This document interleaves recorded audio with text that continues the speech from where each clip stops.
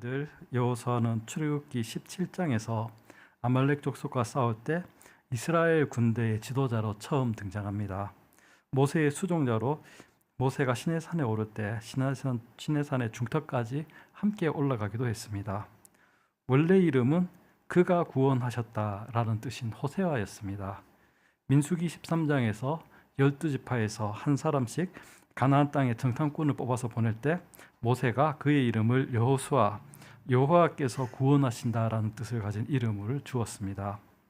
가나안 땅을 다녀온 후에 10명의 정탐꾼들이 가나안 족속은 너무 강해서 우리가 도저히 당해낼 수 없다고 했을 때 여호수아와 갈렙 두 사람만 하나님께서 우리와 함께 하시니 약속의 땅으로 나아가자고 주장을 했습니다. 이런 여러 세월을 거쳐서 여호수아는 모세의 뒤를 이어서 온 이스라엘의 지도자가 되었습니다. 그리고 요단강을 건너서 약속의 땅으로 힘차게 진격했습니다. 여호수아서 21장에서 가나안 땅의 정복이 다 마무리되었습니다. 지파별로 땅 분배도 끝이 났습니다. 이제 여호수아는 나이가 많이 들어서 인생의 마지막이 다가오는 것을 보게 됩니다. 그래서 23장에서 여호수아는 백성들의 지도자들을 모아놓고 마지막 말을 남깁니다. 23장 1, 2절 여호와께서 주위의 모든 원수들로부터 이스라엘을 쉬게 하신 지 오랜 후에 여호수아가 나이 많아 늙은지라 여호수아가 온 이스라엘 곧 그들의 장로들과 수령들과 제사장들과 관리들을 불러다가 그들에게 이르되 나는 나이가 많아 늙었도다. 여호수아서가 시작이 될 때 이미 40년 전 그 세대 중에서는 여호수아와 갈렙 두 사람만 살아 있었습니다. 여호수아는 24장 마지막에 110세로 하나님 곁으로 가게 됩니다. 그러니까 지금은 적어도 100살은 넘었을 겁니다. 여호수아는 백성들의 지도자들에게 당부의 말을 남깁니다. 23장 6절 그러므로 너희는 크게 힘써 모세의 율법책에 기록된 것을 다 지켜 행하라. 그것을 떠나 좌로나 우로나 치우치지 말라. 하지만 이 지도자들에게 당부한 것만으로는 충분하지 않습니다. 이런 긴 인생을 살았는데 마지막으로 남길 말이 얼마나 많겠습니까? 그래서 24장에 여호수아는 지도자뿐 아니라 이스라엘의 모든 지파들을 세겜에 모아서 마지막 말을 남기게 됩니다. 24장 1절 여호수아가 이스라엘 모든 지파를 세겜에 모으고 이스라엘 장로들과 그들의 수령들과 재판장들과 관리들을 부르매 그들이 하나님 앞에 나와선지라. 여기서 여호수아는 신실하신 하나님의 은혜를 기억하라는 것으로 이야기를 시작합니다. 이스라엘의 처음부터 지금까지 하나님의 은혜가 계속 함께 했다는 것을 설명합니다. 먼저 창세기의 족장들부터 시작합니다. 2, 4절 여호수아가 모든 백성에게 이르되 이스라엘의 하나님 여호와께서 이같이 말씀하시기를 옛적에 너희의 조상들 곧 아브라함의 아버지 나홀의 아버지 데라가 강 저쪽에 거주하며 다른 신들을 섬겼으나 내가 너희의 조상 아브라함을 강 저쪽에서 이끌어내어 가나안 온 땅에 두루 행하게 하고 그의 씨를 번성하게 하려고 그에게 이삭을 주었으며 이삭에게는 야곱과 에서를 주었고 에서에게는 세일산을 소유로 주었으나 야곱과 그의 자손들은 애굽으로 내려갔으므로. 원래 아브라함의 가족은 갈대아 우르에 살았습니다. 바벨론으로 추정이 됩니다. 우리가 아는 남유다를 멸망시켰던 바벨론하고 이름은 같지만 시대가 다른 나라입니다. 나중에 새로운 나라를 세우면서 옛날에 있었던 큰 나라의 이름을 계승을 해서 바벨론이 된 것입니다. 아브라함의 아버지 데라가 갈대인 우르를 떠나서 가나안 땅으로 가려고 했는데 그곳까지 가지 못하고 중간에 있는 하란에서 살았습니다. 이것을 여호수아는 데라가 강 저쪽에 거주하며 다른 신들을 섬겼다고 표현을 합니다. 바벨론 역시 많은 이방인들이 있는 큰 나라였고 우상을 섬기는 나라였습니다. 여기서 강은 문자 그대로라면 유프라테스 강을 의미합니다.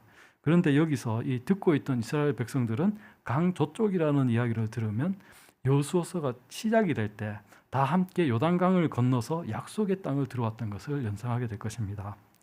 데라가 죽은 후에 하나님께서는 아브라함을 강 저쪽으로 이끌어내시면서 언약을 주셨습니다. 창세기 12장 1, 2절 여호와께서 아브라함에게 이르시되 너는 너의 고향과 친척과 아버지의 집을 떠나 내가 네게 보여줄 땅으로 가라. 내가 너로 큰 민족을 이루고 네게 복을 주어 네 이름을 창대하게 하리니 너는 복이 될지라. 이렇게 창세기를 끝난 다음에 여호수아는 출애굽기에서도 하나님의 은혜가 계속되었다는 것을 회상을 합니다. 야곱과 그의 자손들은 애굽으로 갔습니다. 애굽 역시 큰 나라고 또 많은 우상들을 숭배하는 땅이었습니다. 그 이방 땅에서 이스라엘은 종살이를 하였고 또 고된 노역에 시달렸습니다. 그래서 야곱의 자손들은 하나님께 간절한 기도를 드렸고 하나님께서 들으셨습니다. 24장 5, 7절 내가 모세와 아론을 보내었고 또 애굽에 재앙을 내렸나니 곧 내가 그들 가운데 행한 것과 같고 그 후에 너희를 인도하여 내었노라. 내가 너희의 조상들을 애굽에서 인도하여 내어 바다에 이르게 한즉 애굽 사람들이 병과 마병을 거느리고 너희의 조상들을 홍해까지 쫓아오므로 너희의 조상들이 나 여호와께 부르짖기로 내가 너희와 애굽 사람들 사이에 흑암을 두고 바다를 이끌어 그들을 덮었나니 내가 애굽에서 행한 일을 너희의 눈이 보았으며 또 너희가 많은 날을 광야에서 거주하였느니라. 우리가 잘 아는 대로 하나님께서는 애굽 땅에 10가지 재앙을 내리셔서 이스라엘 백성들을 종살이에서 해방하여 주셨습니다. 그리고 아브라함을 강 저쪽으로 이끌어내신 것처럼 하나님께서는 이스라엘 백성을 추격해오는 애굽 사람들에게서 피하기 위해서 홍해 바다를 건너게 하셨습니다. 그리고 오랜 세월을 광야에서 살아가는 동안 인도하여 주셨고 또 돌보아 주셨고 만나를 내려서 먹여 주셨습니다. 24장 8에서 10절 내가 또 너희를 인도하여 요단 저쪽에 거주하는 아무리 족속의 땅으로 들어가게 하매 그들이 너희와 싸우기로 내가 그들을 너희 손에 넘겨주매 너희가 그 땅을 점령하였고 나는 그들을 너희 앞에서 멸절시켰으며 또한 모압 왕 십볼의 아들 발락이 일어나 이스라엘과 싸우더니 사람을 보내어 부올의 아들 발람을 부르다가 너희를 저주하게 하려 하였으나 내가 발람을 위해 듣기를 원하지 아니하였으므로 그가 오히려 너희를 축복하였고 나는 너희를 그의 손에서 건져내었으며. 이것은 민수기 내용의 요약입니다. 요단 저쪽에, 그러니까 강 저쪽 이방인들이 우상을 믿는 그 땅에 있을 때 하나님께서 이스라엘 백성들을 지켜주셨습니다. 그들을 적대하던 아모리 족속을 이기게 하여 주셨고 또 모압 왕 발락이 부올의 아들 발람을 불러서 이스라엘 백성을 저주하도록 할 때 오히려 하나님께서는 발람의 입을 통해서 하나님의 백성을 축복하게 하셨습니다. 그리고 이스라엘 백성이 약속의 땅 가나안에 들어가서 가나안에 있는 이 여러 족속들과 싸울 때에도 하나님께서는 이스라엘에게 큰 은혜를 베풀어 주셨습니다. 11에서 13절 너희가 요단을 건너 여리고에 이른즉 여리고 주민들 곧 아모리 족속과 브리스 족속과 가나안 족속과 헷 족속과 기르가스 족속과 히비 족속과 여부스 족속이 너희와 싸우기로 내가 그들을 너희의 손에 넘겨주었으며 내가 왕벌을 너희 앞에 보내어 그 아모리 족속의 두 왕을 너희 앞에서 쫓아내게 하였으니 너희의 칼이나 너희의 활로서 이같이 한 것이 아니며 내가 또 너희가 수고하지 아니한 땅과 너희가 건설하지 아니한 성읍을 너희에게 주었더니 너희가 그 가운데에 거주하며 너희는 또 너희가 심지 아니한 포도원과 감람원의 열매를 먹는다 하셨느니라. 이 내용은 여호수아서 1장에서 22장까지 내용의 요약입니다. 어쩌면 그 자리에 모여 있었던 이스라엘 백성들은 이 1절에서 10절까지 창세기부터 신명기까지 이야기를 듣는 동안 지루해하고 있는 사람이 있었을 수도 있습니다. 이게 자신들의 이야기가 아니고 조상들의 이야기고 어쩌면 그저 옛날 이야기로 여길 수도 있었을 겁니다. 그런데 이제 자기들이 직접 겪어본 하나님 은혜에 대해서 여호수아가 말을 하기 시작합니다. 갑자기 다들 집중해서 듣기 시작했을 겁니다.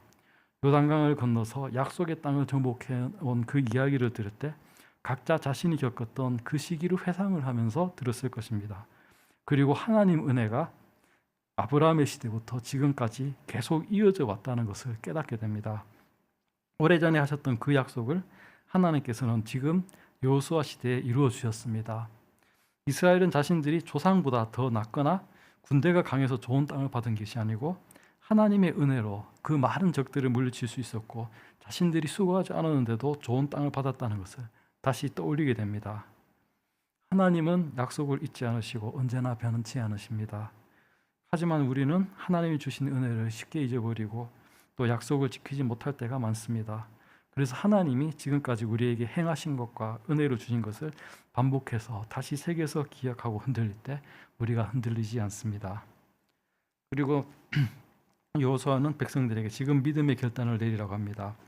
이렇게 길게 그동안 있었던 일을 다시 기억하도록 한 여호수아가 마지막으로 백성들에게 강하게 촉구를 합니다.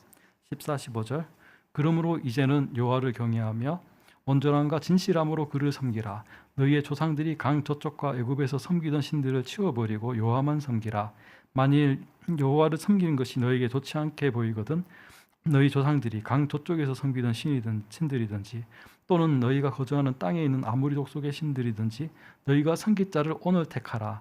오직 나와 내 집은 여호와를 섬기겠노라 하니 강 저쪽 유프라테스 강 저쪽 바벨론과 홍해 저쪽에 애굽의 우상들을 치워버리고 여호와만 섬겨라. 지금 이스라엘 백성들이 살고 있는 이 땅에도 가나안 족속들이 믿는 우상들이 많이 있습니다.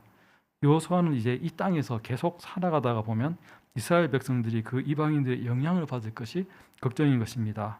여호수아는 강하게 권면합니다. 이제 머뭇거리지 말고 분명히 선택을 해라. 너희가 섬길 자를 오늘 택하라. 그렇지만 나 여호수아와 내 집안은 여호와를 섬기겠다. 우리도 매일 선택의 자리에 서 있습니다. 가만히 있으면 신앙은 유지되지 않습니다. 우리도 하나님께서 우리와 함께 오신 그 역사를 알고 그 은혜를 압니다. 하지만 계속 다시 그 은혜를 떠올리지 않으면 우리의 눈앞에 있는 우상들에 흔들리기 쉽습니다. 그리고 하나님을 향하던 시선이 다른 것을 곁눈질하게 됩니다. 우리는 오늘도 선택해야 합니다. 세상의 가치와 우상들을 쫓을 것인지 하나님을 따를 것인지. 오직 나와 내 집은 여호와를 섬기겠노라. 이 여호수아의 고백처럼 오늘의 결단은 각 가정과 또 공동체로 이어집니다. 아직 하나님 은혜를 생생하게 기억하고 있는 백성들도 우리는 오직 여호와 하나님만 섬기겠다고 대답을 합니다. 16에서 18절. 백성이 대답하여 이르되 우리가 결단코 여호와를 버리고 다른 신들을 섬기기를 하지 아니하오리니 이는 우리 하나님 여호와께서 신이 우리와 우리 조상들을 인도하여 애굽 땅 종되었던 집에서 올라오게 하시고 우리 목전에서 그 큰 이적들을 행하시고 우리가 행한 모든 길과 우리가 지나온 모든 백성들 중에서 우리를 보호하셨으며 여호와께서 또 모든 백성들과 이 땅에 거주하던 아모리 족속을 우리 앞에서 쫓아내셨음이라. 그러므로 우리도 여호와를 섬기리니 그는 우리 하나님이심이니이다 하니라. 지금 이 순간만큼은 백성들도 진심으로 하나님을 섬길 마음이었습니다. 여호수아는 이 백성들에게 흔들리지 않은 믿음을 계속 이어가라고 계속 이야기합니다. 여호수아서 24장 19에서 20절. 여호수아가 백성에게 이르되 너희가 여호와를 능히 섬기지 못할 것은 그는 거룩하신 하나님이시요 질투하시는 하나님이시니 너희의 잘못과 죄들을 사하지 아니하실 것임이라. 만일 너희가 여호와를 버리고 이방 신들을 섬기면 너희에게 복을 내리신 후에라도 돌이켜 너희에게 재앙을 내리시고 너희를 멸하시리라. 지금은 이렇게 잘 할 수 있다고 큰 소리를 치고 있지만 나중에 하나님을 떠나게 되면 하나님께서 너희를 벌하시고 또 멸하실 거라는 경고입니다. 백성들도 여호수아에게 다시 한번 힘차게 대답합니다. 21, 22절. 백성이 여호수아에게 말하되 아니니이다 우리가 여호와를 섬기겠나이다 하는지라. 여호수아가 백성에게 이르되 너희가 여호와를 택하고 그를 섬기리라 하였으니 스스로 증인이 되었느니라 하니 그들이 이르되 우리가 증인이 되었나이다 하더라. 여호수아는 여기에 모여있는 모든 사람이 우리는 여호와를 택하고 하나님을 섬기리라 이 맹세한 거에 증인이 되었다고 선언을 합니다. 이제 모여있던 사람이 모두 증인입니다. 이 중에 누군가가 잘못된 선택을 하게 되면 이 증인된 사람들이 그를 바로잡아 줘야 됩니다. 여호수아는 이 증인으로 만족하지 않고 계속 기억할 수 있는 증거를 마련합니다. 25에서 27절. 그날에 여호수아가 세겜에서 백성과 더불어 언약을 맺고 그들을 위하여 율례와 법도를 제정하였더라. 여호수아가 이 모든 말씀을 하나님의 율법책에 기록하고 큰 돌을 가져다가 거기 여호와의 성소 곁에 있는 상수리 나무 아래에 세우고 모든 백성에게 이르되 보라 이 돌이 우리에게 증거가 되리니 이는 여호와께서 우리에게 하신 모든 말씀을 이 돌이 들었음이니라. 그런즉 너희가 너희의 하나님을 부인하지 못하도록 이 돌이 증거가 되리라 하고.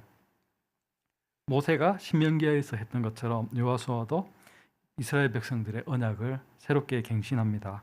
그리고 요단강을 건널 때 돌을 세웠던 것처럼 세겜 땅 여호와의 성소 겉 상수리 나무 아래에 큰 돌을 세워서 이 돌이 너희가 너희의 하나님을 부인하지 못하도록 증거가 된다고 선언합니다.